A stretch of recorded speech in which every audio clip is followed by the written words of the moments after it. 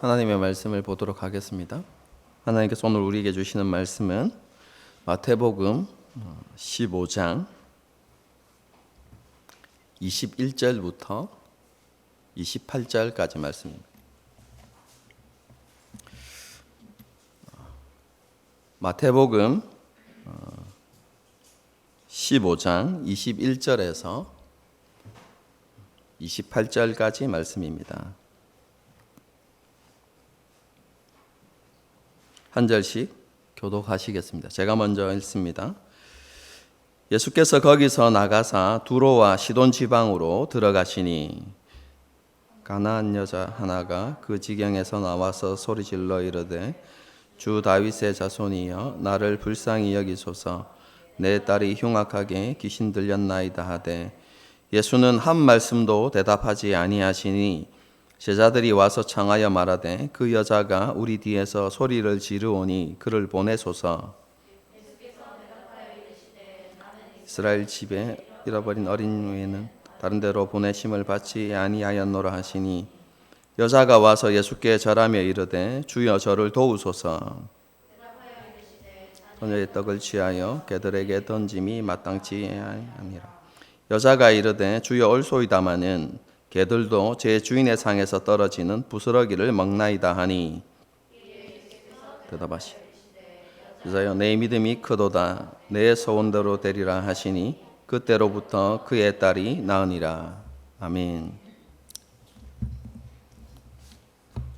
예수님께서 오병이어의 기적을 행하시는 그 놀라운 것들을 이렇게 경험한 유대인들은요, 예수님을 억지로 왕 삼으려고 했었습니다.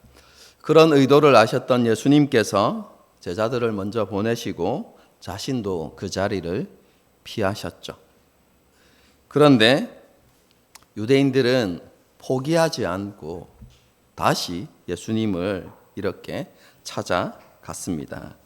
이렇게 자신을 찾아온 유대인들에게 예수님께서 이렇게 말씀하시죠.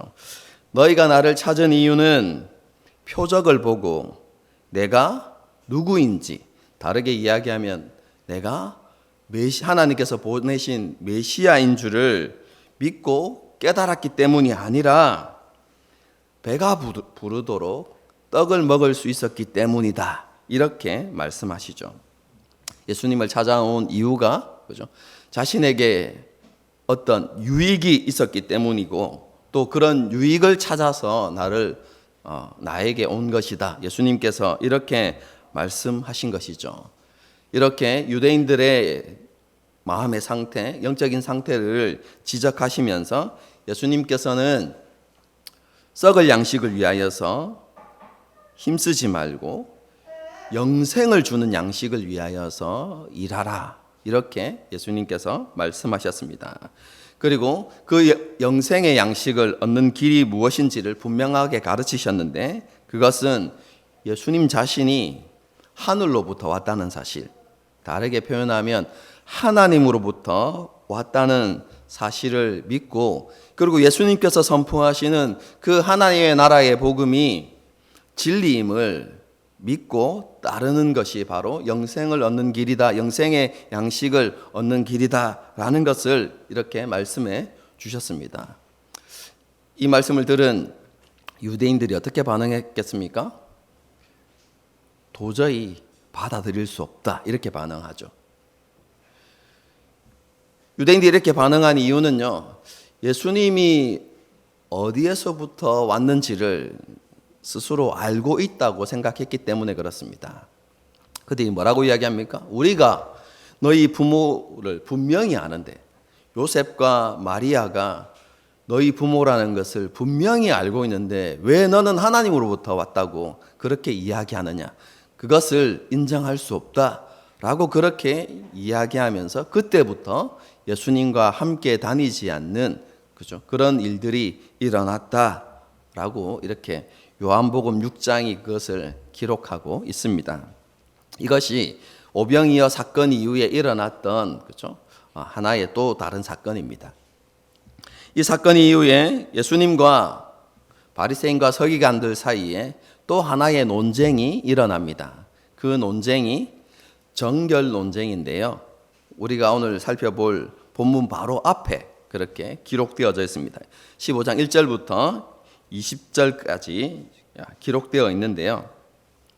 이 정결 논쟁은 제자들이 빵을 먹을 때, 그렇죠? 빵을 먹을 때 손을 씻지 아니했던 그것으로 인해서 시작되어집니다. 성경을 볼 때 우리는 자꾸 우리 한글 성경에는 그죠? 떡이라고 이렇게 이제 번역하거든요. 계속해서. 그런데 우리가 읽을 때마다 떡을 빵으로 이렇게 바꾸어서 읽으셔야 되고요. 그 빵이 그죠? 양식을 일용할 양식을 의미한다라는 것을 늘 의식해 두시기 바랍니다. 그래서 좀 더 정확한 번역은 제자들이 밥을 먹을 때 이렇게 하는 것이 더 정확한 번역이라고 할 수 있습니다. 어쨌든 제자들이 그죠? 그들의 주식인 빵을 이렇게 먹을 때 손을 씻지 않았고 그것으로 인해서 바리새인과 서기관들이 제자들을 비난하기 시작한 것이죠. 장로들의 유전, 전통을 지키지 않았다는 것이죠.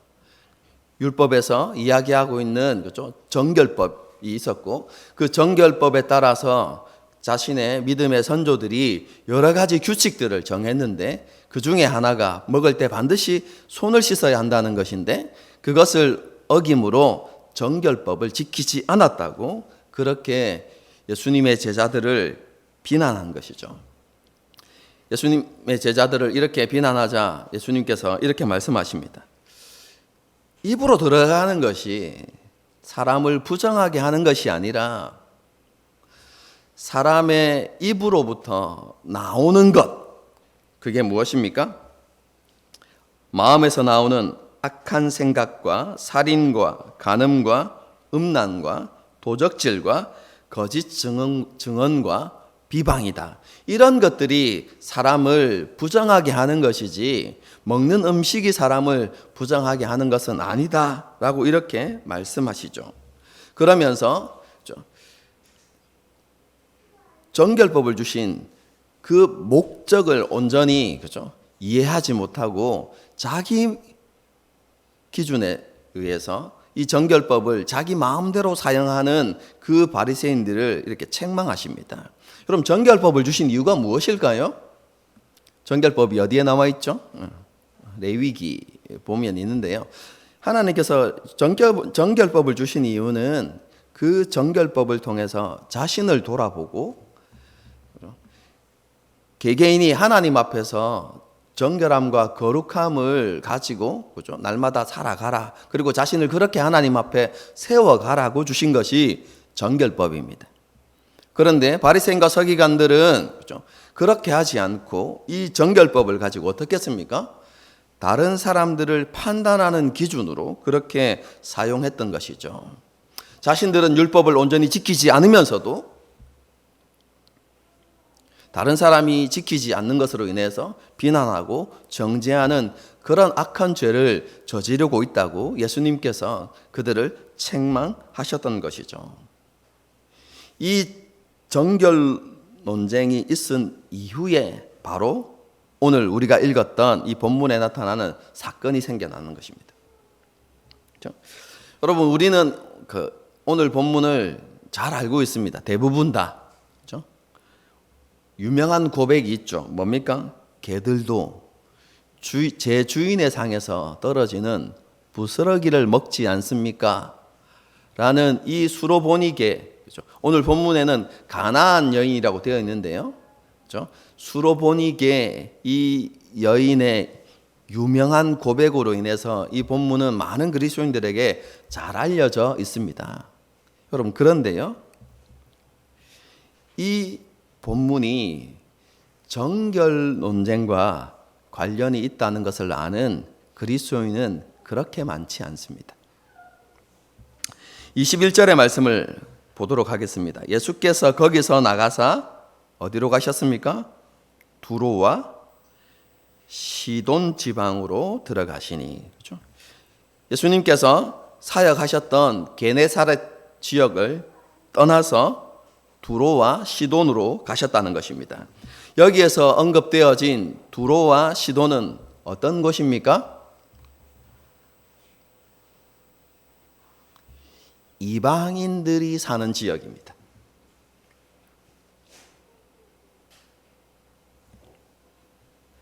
그러므로 21절의 말씀은요, 예수님께서 유대인들이 사는 지역에서 사역하시다가 그곳을 떠나서 어디로 가셨다고요?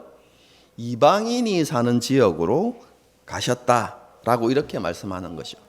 여러분, 이게 우리에게 특별한 의미로 이렇게 다가오지 않을 수 있지만 여러분, 유대인들에게는 매우 민감한 사항이었습니다. 우리가 잘 알고 있는 것처럼 유대인들은 이방인을 부정하다고 이렇게 여겼죠. 그래서 그들과 식탁의 교제를 나누지 않았습니다. 심지어는 이방인의 땅에 가는 것조차, 그죠? 그걸 부정하게 여기는 유대인들이 많이 있었죠. 그래서 이방인이 많이 살고 있었던 사마리아 지역, 이런, 그죠? 이방인이 살고 있는 지역을 지나가고 나서 했던 행동이 무엇입니까? 그죠? 신발과 옷에 묻어 있는 먼지를 터는 행위를 했죠. 부정함을 털어내는, 여러분, 그런 행위를 할 만큼, 그죠? 이방인들을 멸시하고 그들을 부정하게 여기는 것이 그 당시 유대인들의 모습이었습니다. 그런데 예수님께서 지금 어떻게 하고 계셨다고요? 유대인들이 살고 있는 지역을 떠나서 그들이 부정하게 여기는 이방인의 땅에 가셨다, 이렇게 이야기하는 것이죠. 여러분, 그런데 그곳에서 누구를 만나십니까? 여러분, 22절 보십시오. 가나안 여자, 그죠? 이 여인이 수로보니게 여인이라는 거 우리는 잘 알고 있습니다. 그런데 마태복음은 그렇게 사용하지 않고, 그죠? 어떤 단어를 사용합니까? 가나안 여인이다, 이렇게 이야기하죠. 여러분, 가나안 족속 하면 떠오르는 게 뭡니까? 구약의 출애굽, 그죠? 여러분, 이스라엘 백성들에게 있어서 가나안 족속은 원수고 대적이죠. 그리고 하나님의 약속을 따라서 멸해야만 하는, 그죠? 그런 대상. 그렇기 때문에 가나안 여인 이렇게 표현하면요, 이것은 유대인들에게, 그죠? 부정함의 대명사, 이렇게 다가가는 것이죠. 여러분, 부정한 이방인의 땅, 그리고 그곳에서 만나는 사람이 누구라고요? 그들이 경멸하고, 그렇죠? 부정하게 여기는 가나안 사람. 여러분, 그런데 거기에서 끝나는 것이 아니라, 그렇죠? 그 가나안의 여인의, 그렇죠? 딸이 어떤 상태입니까? 귀신 들렸죠. 여러분, 유대인들은 이 귀신을 부정한 존재로 보죠. 그렇죠? 여러분, 그래서 같은 사건을 기록하고 있는 마가복음을 보게 되어지면요, 이 여인의 딸이 더러운 귀신이 들렸다, 이렇게 표현하고 있어요. 부정함을 강조하는 것이죠. 여러분, 이처럼 이 마태복음은요, 계속해서 부정함과 관련되어진 표현을 반복해서 사용하고 있습니다. 이방인의 땅, 가나안 여인, 그리고 귀신 들린 딸. 이렇게 해서, 그죠? 예수님께서 가신 곳, 여러분, 그곳의 부정함을 극대화시키고 있죠. 여러분, 그런데 보십시오. 유대인들이 보기에 가장 부정하다고 여길 수 있는 그런 상황에 직면하신 예수님. 여러분, 그런데 그곳에서 어떤 사건이 일어납니까? 가나안의 여인의 딸이 정결케 되어지는, 이 부정함에서 벗어나 깨끗하게 되어지는 사건이 여러분 그곳에서 일어나고 있는 것이죠. 여러분, 너무나 아이러니한 일이 발생하고 있는 것입니다. 여러분, 24절의 말씀처럼 예수님은요, 이스라엘의 잃어버린 양을 위해서 보냄을 받은 분입니다. 여러분, 이것은 지난번 설교 때 한번 말씀을 드렸는데요, 예수님께서, 그죠, 유대인들만 구원하시는 메시아이시다, 이것을 말하는 게 아닙니다. 예수님께서 이루시고 성취하시고자 하는 구원 사역의 우선순위를 이야기하는 것입니다. 그렇죠?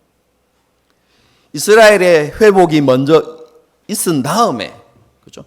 그 회복을 통하여서 열방이 하나님 앞에 돌아오고 회복하는 것이 하나님께서 세상을 구원하시는 방식인 것이죠. 여러분, 출애굽 생각하시면 됩니다. 여러분, 우리는 출애굽기를 이렇게만 생각합니다. 그죠?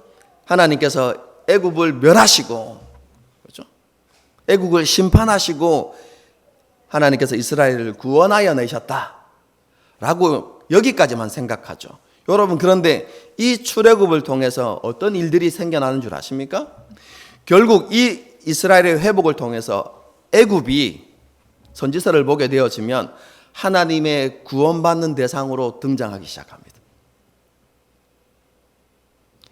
이스라엘의 회복을 통해서 온 세상의 구원이 여러분 성취되는 것이죠. 여러분, 그래서 예수님께서 나는 이스라엘을 위한 메시아로 왔다라고 이야기하는 것은 그들만의 구원을 위해서 왔다는 것이 아니라 예수님의 사역의 우선순위가 어디 있는가를 말씀하시는 것입니다. 그런 의미로 이렇게 받아들이셔야 하는 것입니다. 그렇죠?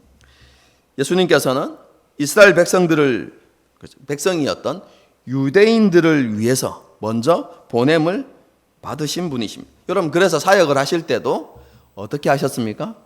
회당을 중심으로 하나님 나라의 복음을 선포하시고, 그렇죠? 가르치셨죠. 그렇죠? 26절의 말씀처럼 자녀들에게 먼저 생명의 말씀을 선포해 주신 것입니다. 그렇죠? 여러분, 그런데 한번 생각해 보십시오. 그런 놀라운 특권을 받았던 유대인들, 그렇죠? 예수님을 통해서 하나님 나라의 복음을 듣고 놀라운 기적을 경험했던, 그래서 하나님 나라의 실제를 보았던 그 유대인들은 어떻게 되었습니까? 예수님이 누구이신지 온전하게 알지 못했고 온전한 믿음에 이르지 못했죠. 여러분, 특히 제자들이 정결법을 어겼다고 비난하는 바리새인과 서기관들, 그렇죠? 그들도 마찬가지입니다. 그들이 이스라엘의 영적인 지도자였지만 그들조차도 하나님께서 원하시는 의에 이르지 못했던 것이죠. 참된 정결함을 얻지 못했던 것입니다. 그런데도 그들은 자신이 율법을 잘 지키고 있다고 믿었고, 그런 잘못된 신념을 바탕으로 스스로를, 그렇죠? 의롭다 여기고 있었던 것이죠.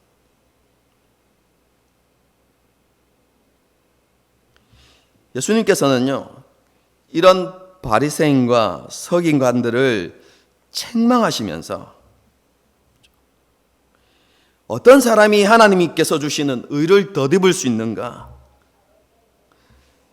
하나님께서 기뻐하시는 깨끗함과 정결함에 이를 수 있는가를, 그렇죠? 그들이 경멸했던 이 가나안 여인에게 일어난 사건을 통해서 그들에게 보여주시고자 했던 것이죠. 여러분, 그래서 이 사건은 무엇과 관련되어 있다고요? 정결 논쟁과 깊은 관련이 있는 본문이다. 여러분, 이렇게 이해하시면 되겠습니다. 여러분, 가나안 여인이 어떻게 하나님의 의를 덧입고 참된 정결함에 이를 수 있었을까요? 여러분, 22절의 말씀을 보겠습니다. 가나안 여자 하나가 그 지경에서 나와서 소리 질러 이르되 주 다윗의 자손이여 나를 불쌍히 여기소서, 내 딸이 흉악하게 귀신 들렸나이다 하되. 우리가 여기서 주목해야 되는 것은요, 주 다윗의 자손이라는 표현입니다. 여러분, 이 가나안 여인이, 그죠? 예수님을 어떻게 표현하고 있다고요?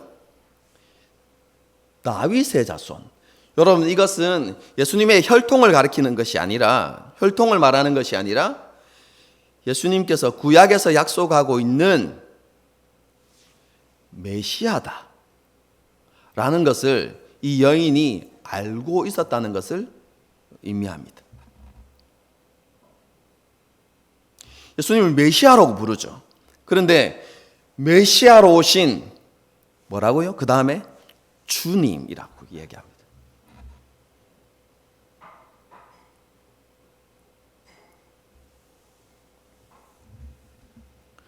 가나안 여인은 예수님을 메시아로 그리고 자신의 주님으로 고백하고 있는 것이죠.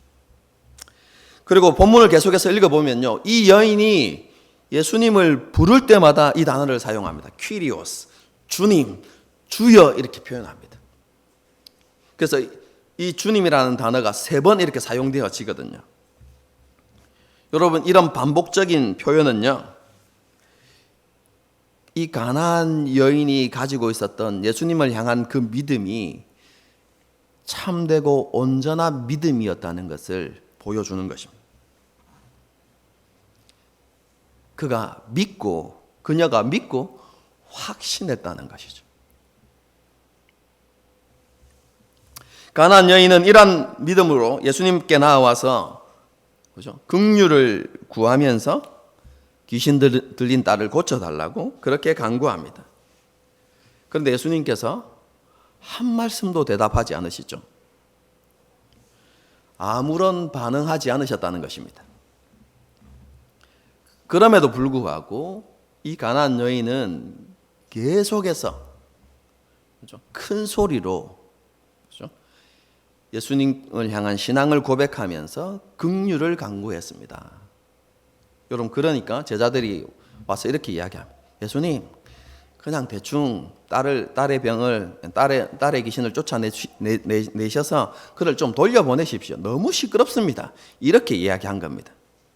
단순히 시끄러우니까 보내십시오 이렇게 이야기한 게 아니라 예수님 고쳐주셔서 좀 가게 저 여자가 안 고쳐주시면 안 떠날 것 같으니까 좀 가게 해주시면 너무 시끄럽고 정신없습니다. 제자들이 그렇게 이야기한 것입니다.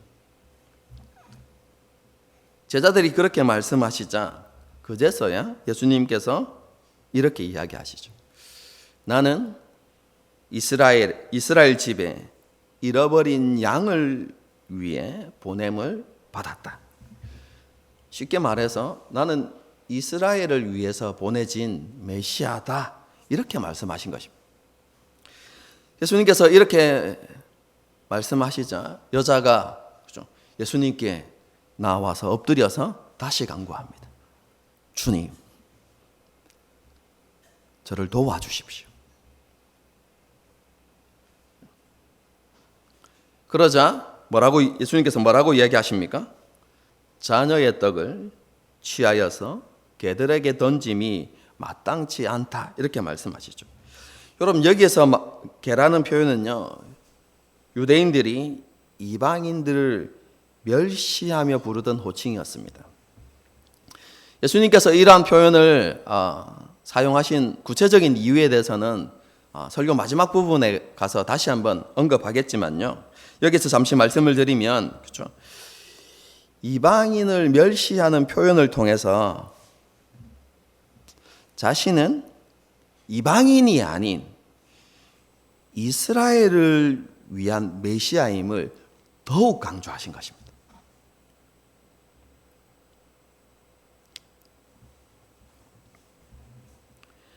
예수님께서 이렇게 자신이 이스라엘을 위한 메시아임을 거듭 강조하셨음에도 불구하고 가나안 여인은 포기하지 않습니다. 그렇죠? 그리고 예수님께서 하신 그 말씀이 옳고 당연한 것입니다. 이렇게 인정합니다. 그리고 이어서 일상에서 흔히 일어나는 일들을 통해서 예수님께서 자신의 간구를 들어주시는 것이 예수님께서 보내신 그 사명에 어긋나거나 도리에 맞지 않는 일이 아님을 항변하죠.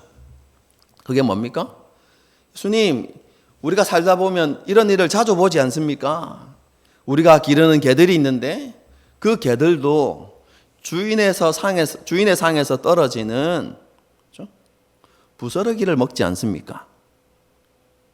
혹은 그죠, 이런 의미죠. 먹다가 음식을 흘렸어요. 그러면 그걸 먹지 않고 개에게 주는 경우들 있죠. 여러분, 그렇게 해서 개들이 주인의 상에 있는 그죠, 그것을 먹는 일도 일어나지 않습니까? 라고 이렇게 이야기합니다.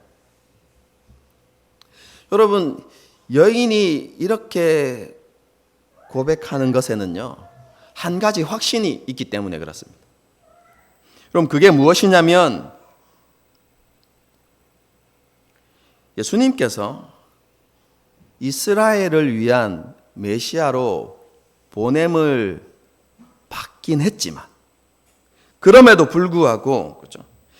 예수님을 통해서 성취하는 그 모든 은혜와 부요함들을 이방인들도 받아 누릴 수 있다는 확신 가운데서 그렇게 예수님께 이야기한 것입니다. 여러분, 이 여인의 확신이 어디에서부터 왔을까요? 어떻게 이런 확신을 가질 수 있었을까요? 본문이 말하지 않기 때문에 정확하게 알 수는 없지만 추측해 볼 수는 있습니다.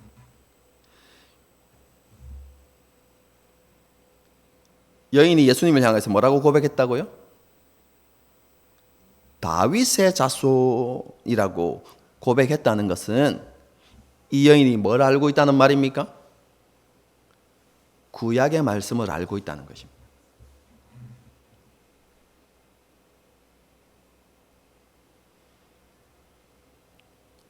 뿐만 아니라 예수님께서 나는 이스라엘을 위해서 보냄을 받은 메시아다라고 이야기할 때, 그죠?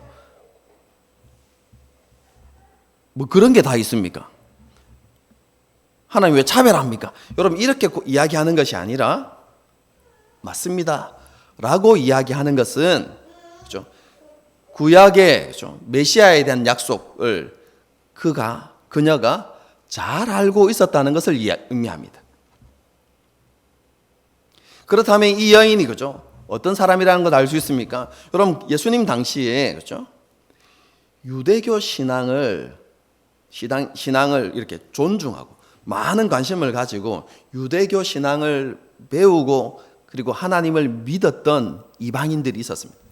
여러분, 그래서 그들이 성전에는 나갈 수 없지만 이방인의 뜰에서 하나님께 제사하고 하나님을 예배하는 그런 이방인들이 있었거든요.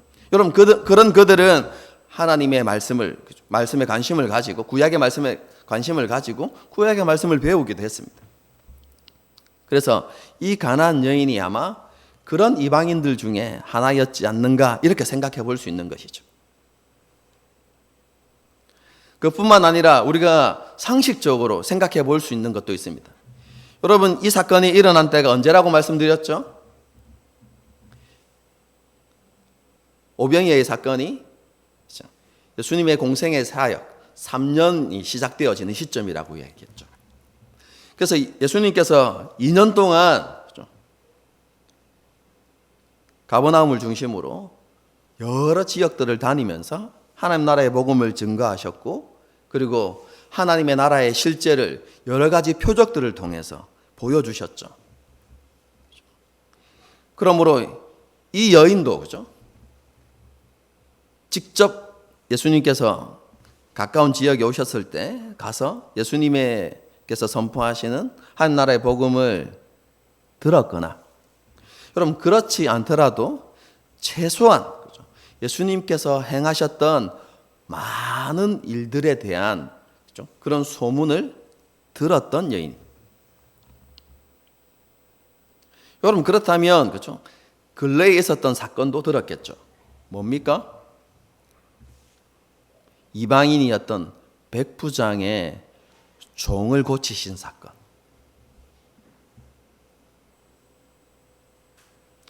여러분 이런 구약의 말씀이나 혹은 자신이 지금까지 그죠? 보고 들었던 여러분 그런 일련의 사건을 통해서 이 여자가 그죠? 이 가나안 여인이 한 가지 확신에 이르게 되는 것이죠. 예수님께서 구약에서 약속하고 있는 하나님께서 마지막 때에 보내시겠다고 약속하신 메시아 그분이시구나. 그리고 그분을 통해서 이방인인 우리도 하나님의 은혜에 참여하고 그 하나님의 나라에 들어갈 수 있겠구나 라는 것을 이 여자가 깨닫게 되는 것이죠. 구약에도 동일한 사건이 있죠. 여리고의 기생 라합. 이방인이었지만 믿음으로 구원의 은혜를 받은 여인입니다.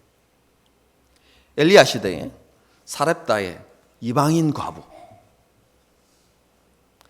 그 당시에 많은 유대인의 과부들이 있었지만 오직 이방인이었던 그 여인이 하나님의 은혜를 입게 되죠. 그리고 아람 장군 나아만.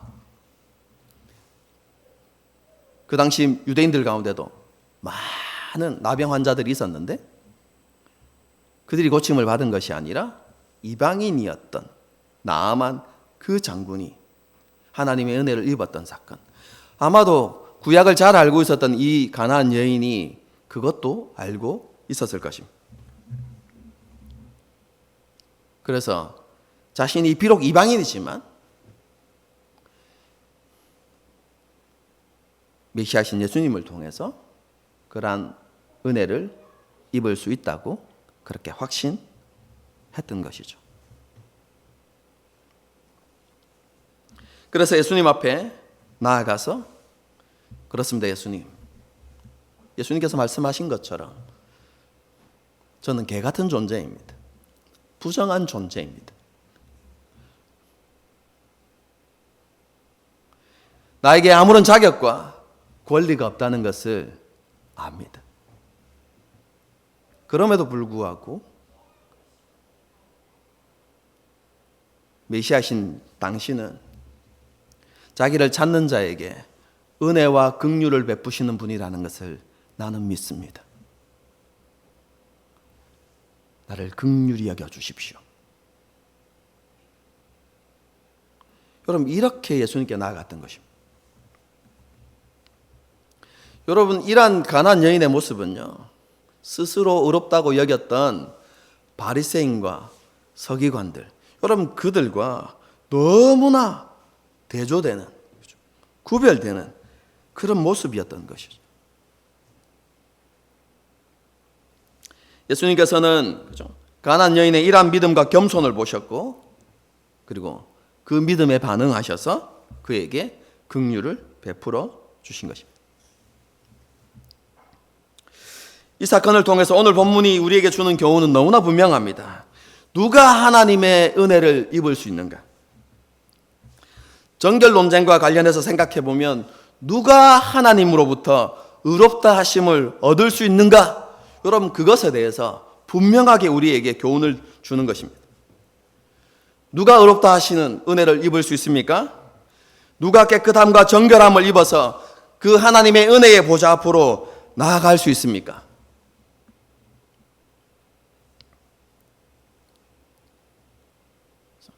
오늘 본문과 깊은 관련이 있는 한 가지 비유가 있습니다. 찾아서 한번 읽어보겠습니다. 누가복음 18장입니다. 읽을 거니까 찾아보십시오. 예, 같이 읽을 거니까.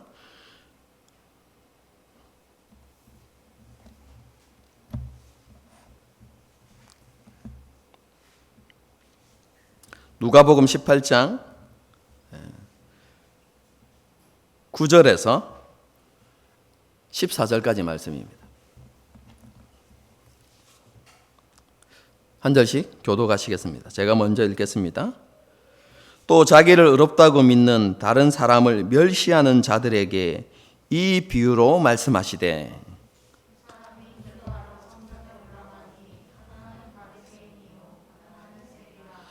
바리새인은 따로 서서 따로 기도하여 이르되, 하나님이여, 나는 다른 사람들 곧 토색, 불의, 간음하는 자들과 같지 아니하고 이 세리와도 같지 아니함을 감사하나이다.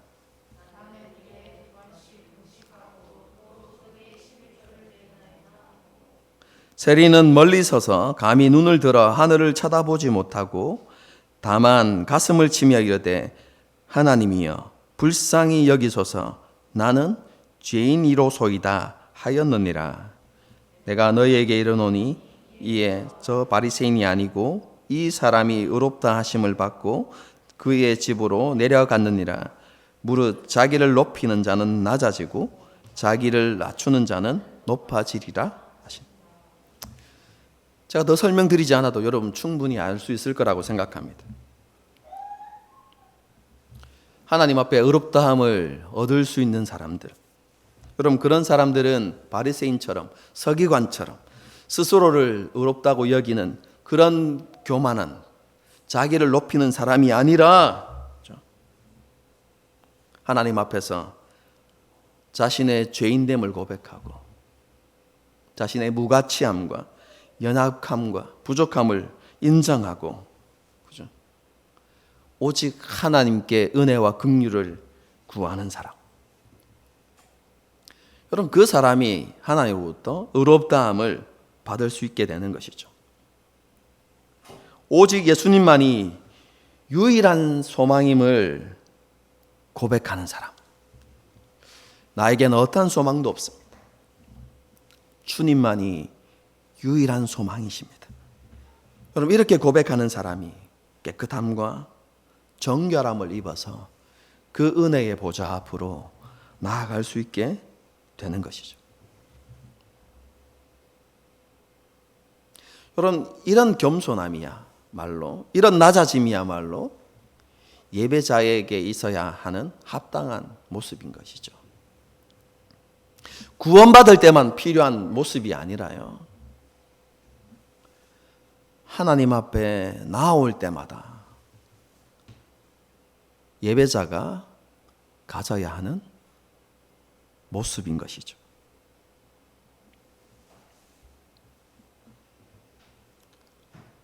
하나님 앞에서 하나님이 베푸시는 은혜와 사랑을 안다면 우리가 세상 속에서 믿음을 고백하고 하나님의 뜻 가운데 순종하는 삶을 살아야 하지만 우리의 욕심 때문에 우리의 연약함 때문에 그렇게 하지 못하고 실패하고 넘어지는 모습이 더 많은 그죠? 우리의 모습을 하나님 앞에 인정하고 그럼에도 불구하고 여전히 변함없는 이전과 동일한 은혜와 사랑을 베푸시는 그 하나님을 하나님께 감사하고 또한 그러한 은혜와 사랑을 소망하면서 겸손함으로 하나님 앞에 나오는 사람 그리고 그 앞에서 여인과 같은 믿음을 고백하는 것. 여러분 이것이 예배자에게 있어야 하는 모습인 것이죠.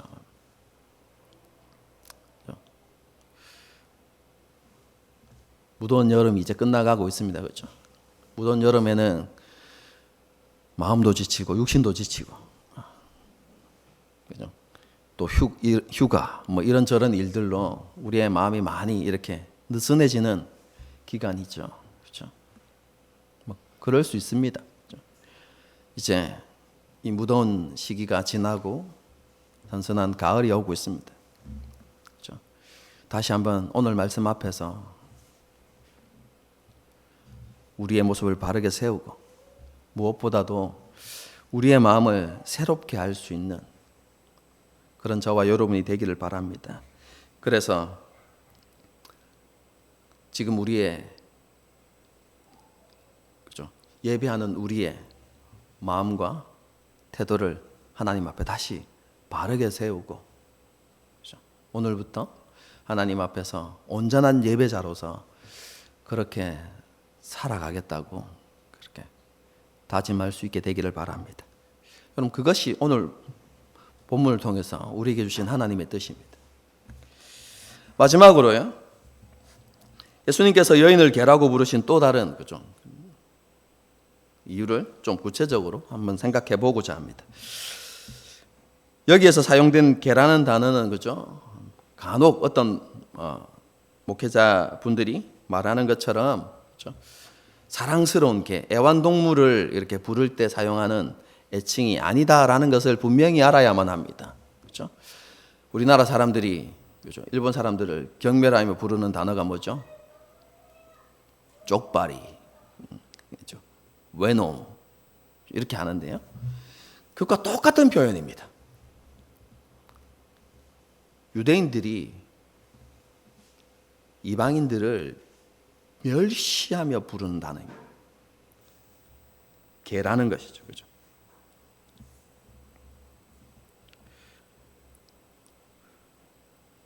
예수님께서 어떻게 이런 표현을 사용하실 수 있는가? 이런 생각들을 가질 수 있죠. 왜냐하면 이전에 예수님의 모습을 한번 생각해 보십시오. 예수님이 어떤 분이셨습니까? 바리새인과 서기관들로부터 죄인들의 친구다. 세리와 창기들과 죄인들과 함께 식사 먹고 마시며 그럼 그런 모습들을 보여주었기 때문에 그렇죠? 바리새인과 서기관들이 왜 죄인과 함께 먹고 마시느냐라고 이야기하면서 예수님을 비난하는 조로 죄인들의 친구 이렇게 불렀지 않습니까? 그런 예수님께서 그렇죠? 이 온전한 믿음을 가진 것을 아심에도 불구하고 이 가나안 여인을 향하여서 그렇죠? 왜 개라고 부르셨을까? 여러분 그 이유는 앞에서 언급했던 것처럼요. 대비를 통해서 그렇죠? 대비를 통해서 예수님 자신이 이스라엘을 위한 메시아임을 더욱 부각시키는 것입니다. 이방인은 낮추고 이방인이 낮아지면 여러분 반사 이익으로 유대인이 높아지는 것, 이스라엘이 높아지는 것이죠. 그렇게 유대인들을 높이시고 인정하시면서 그렇죠? 나는 이방인이 아닌 유대인들을 위한 메시아이다 라고 그런 메시지를 주시기 위해서 그렇죠? 개라는 단어를 사용하셨습니다. 여러분 그런데 이유가 거기만 있는 것이 아니라 그 다음에 이어지는 예수님께서 의도하셨던 목적이 함께 이어집니다. 여러분 그게 무엇이냐면요. 유대인들 스스로 의롭다고 여기는 그 유대인들에게 그들의 믿음 없음을 책망하시고 그들을 부끄럽게 하시고 그래서 결국 그들로 하여금 식이 나도록 하기 위해서 예수님께서 이런 일들을 행하신 것입니다. 그래서 그냥 그 의미를 다 포함시켜서 제가 여러분에게 설명드리면 이런 의미다 이렇게 생각하시면 되겠습니다. 예수님께서 유대인들에게 이렇게 말씀하시는 겁니다. 너희는 하나님의 선택과 부르심을 입었고 그리고 하나님의 율법까지 가지고 있는 그런 존재들이다. 너희는 제사장 나라로서 다른 민족에 비하면 더 나은 자리에 있는 존재들이다. 그리고 나 역시 이스라엘의 메시아로 와서 너희에게 먼저 하나님 나라의 복음을 전했다.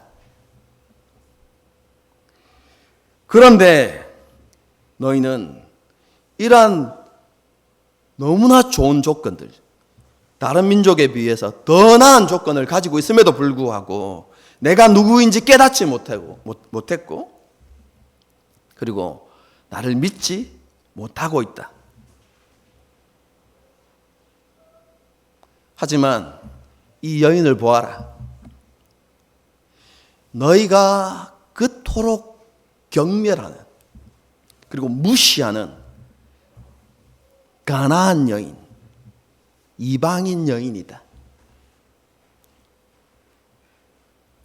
그런데 이 여인이 너희들이 가지지 못한 믿음을 가지고 있다. 이 여인은 내가 메시아라는 것과 그리고 온 세상의 주라는 것을 알고 있다.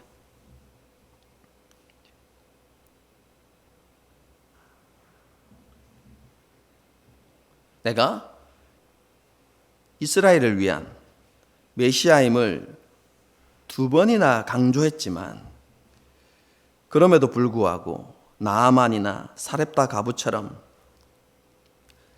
자신이 나로부터 은혜를 입을 수 있다는 사실을 믿고 확신하고 있다. 너희는 이러한 가나안 여인의 믿음을 보면서 부끄러운 줄 알아야 한다.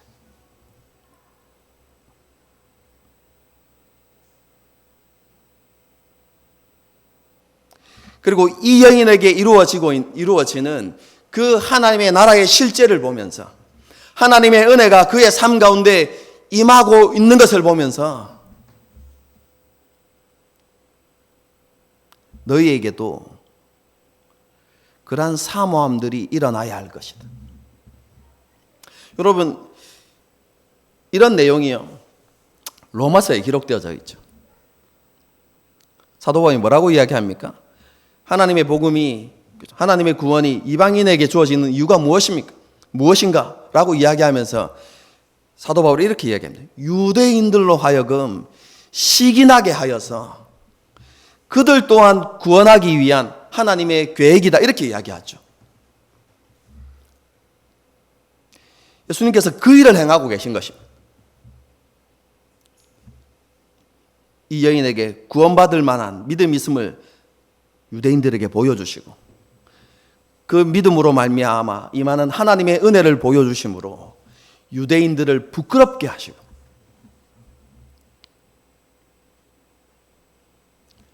유대인들 안에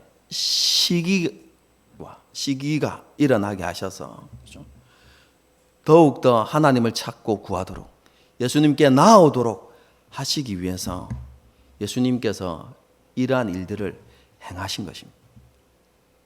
여인을 개라고 부르신 것이죠. 주목하여 보라는 것입니다.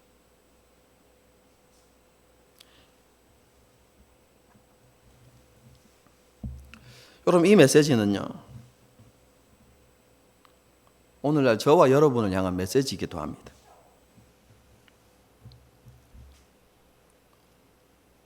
우리 역시 불신앙으로 가득한 세상을 살아가고 있습니다. 코로나 사태 이후로 교회가 세상으로부터 더 많은 비난과 조롱을 받고 있는 그런 상황이죠. 이 가나안 여인이 유대인들로부터 멸시와 조롱을 받았던 것처럼 오늘날 교회와 성도들이 그런 일을 당하고 있습니다. 여러분, 이런 때에 하나님께서 저와 여러분에게 원하시는 것이 무엇일까요?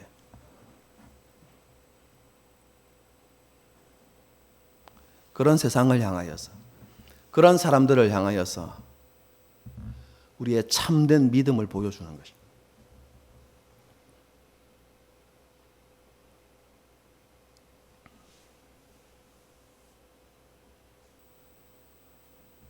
세상 속에서 하나님의 왕되심과 예수 그리스도의 주되심을 고백하면서 세상과 구별되어진 삶을 통해서 우리의 정체성을 분명하게 드러내고 우리가 가진 신앙 고백을 그들에게 보여주어야 하는 것이죠. 그게 지금 우리를 향한 하나님의 뜻이고 하나님의 계획이라고 생각됩니다. 욥기를 보게 되어지면 하나님께서 사단에게 이렇게 이야기하시죠. 내 종 욥을 유의하여 보았느냐.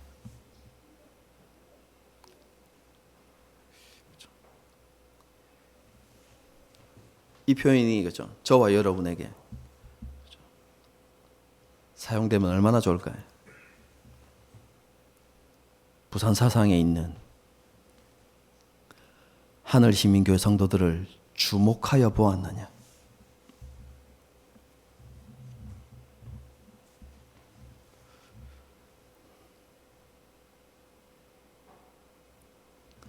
예수님께서는 그런 믿음을 가진 가나안 여인을 칭찬하셨습니다.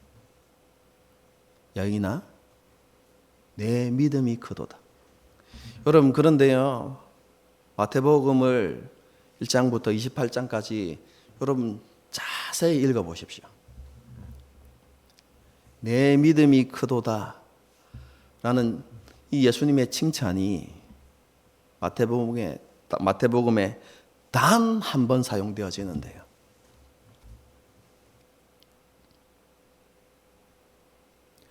바리새인과 서기관들에게 사용되어진 것이 아니라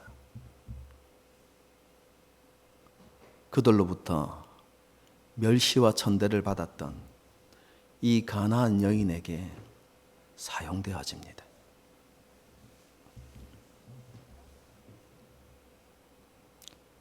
하나님은 그 믿음을 기억하십니다.